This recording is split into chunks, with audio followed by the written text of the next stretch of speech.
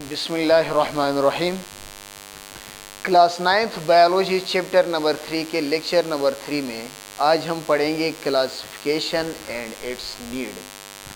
کہ کلاسیفیکیشن کسے کہتے ہیں اور کلاسیفیکیشن کی ضرورت کیوں پیش آئی۔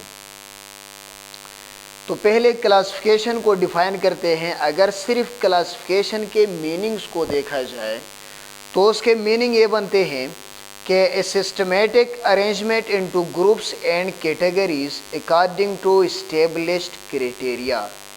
کسی خاص کریٹیریا کے تحت جب مختلف چیزوں کے گروپس بنائے جاتے ہیں یا کیٹیگریز بنائی جاتی ہیں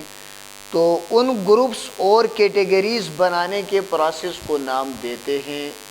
کلاسیفیکیشن کا۔ کسی خاص کریٹیریا پر کچھ خاص خصوصیات کی بنیاد پر جب مختلف چیزوں کے گروپس اور کیٹیگریز بنائیں تو ان گروپس اور کیٹیگریز بنانے کو کہتے ہیں کلاسیفیکیشن۔ اب چونکہ ہم بایو ڈائیورسٹی والے چیپٹر کے اندر ہیں، اس لیے بایولوجی میں کلاسیفیکیشن کی جو تعریف کرتے ہیں وہ بھی ڈسکس کرتے ہیں کہ method in which biologists divide organisms into groups and subgroups on the basis of similarities and differences، ایک ایسا طریقہ جس میں بایولوجی سے ریلیٹڈ لوگ سملیرٹیز کی بنیاد پر، ایک جیسی خصوصیات کی بنیاد پر یا ڈفرینسز کی بنیاد پر جاندار چیزوں کے گروپس بنائیں یا ان کے سب گروپس بنائیں تو اس پروسیس کو نام دیتے ہیں کلاسیفیکیشن کا۔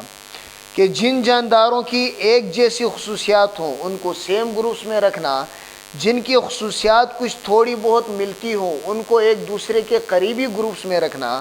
اور جن میں زیادہ ڈفرینسز ہوں ان کو ایک دوسرے سے دور گروپس کے اندر رکھنا، اس پروسیس کو نام دیتے ہیں کلاسیفیکیشن کا۔ اب کلاسیفیکیشن کی ضرورت کیوں پیش آئی؟ دیکھیں، زمین کے اوپر، پلینٹ ارتھ کے اوپر جو جاندار چیزیں رہتی ہیں، جو لیونگ سپیشیز ہیں، ایک اندازے کے مطابق ان لیونگ سپیشی کی تعداد ہے 8.7 ملین، مطلب 87 لاکھ کے قریب لیونگ سپیشیز پلینٹ ارتھ کے اوپر رہتی ہیں۔ اب جو 8.7 ملین سپیشیز ہیں، ان سپیشیز کے اندر خشکی کے اوپر رہنے والی سپیشیز ہیں 80%، اوشنز میں رہنے والی سپیشیز ہیں 15%، اور فریش واٹر میں رہنے والی سپیشیز ہیں 5%۔ یہ تو ان کی پرسنٹیج ہو گئی آن دا بیسز آف ہیبیٹیٹ۔ لیکن ان 8.7 ملین سپیشیز میں ابھی تک سائنٹسٹ نے جن سپیشیز کو آئیڈینٹیفائی کیا ہے یا ڈسکرائب کیا ہے ان سپیشی کی تعداد ہے 2 ملین، مطلب 87 لاکھ میں سے ابھی تک صرف 20 لاکھ سپیشیز ایسی ہیں کہ جن کو آئیڈینٹیفائی کیا گیا ہے۔